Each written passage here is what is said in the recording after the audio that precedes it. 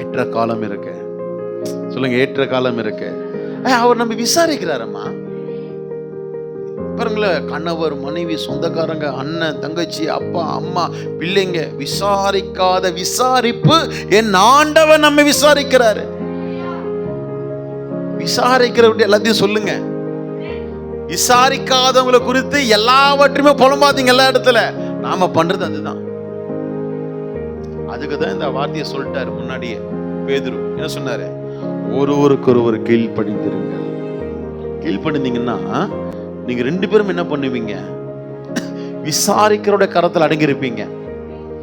இதுல ஒருத்தர் கீழ்ப்படியலன்னா கூட மற்றவரை குறித்து ஊரெல்லாம் ஓதுகிட்டு இருப்பீங்க.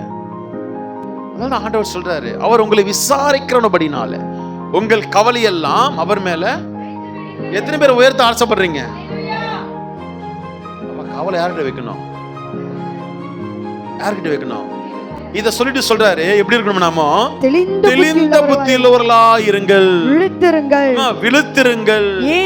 ஏனெனில் இங்க தான் வரான் பாருங்க, உங்கள் எதிராளியாகிய பிசாசானவன் கர்ஜிக்கிற சிங்கம் போல் எவனை விழுங்கலாமோ என்று வகை தேடி சுற்றி திரிகிறான்.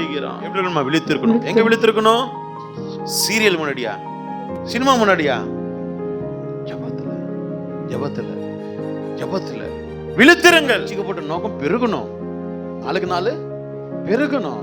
என்னுடைய விசுவாசம் குறையக்கூடாது, ஜெபம் குறையக்கூடாது, அன்பு குறையக்கூடாது, ஐக்கியம் குறையக்கூடாது, பரிசுத்தம் குறையக்கூடாது.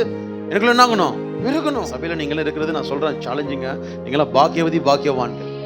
நீங்க உங்களை ஒழுங்குமுறையுமா வார்த்தைகளை கீழ்ப்படிந்து கட்டிக்கொண்டீங்கன்னா, நான் சொல்றேன், ஒரு நாட்கள் உங்களுக்கு முன்பதாக இருக்குது, வேற மாதிரியா இருப்பீங்க. வித்தியாசத்தை பார்ப்பீங்க நீங்க.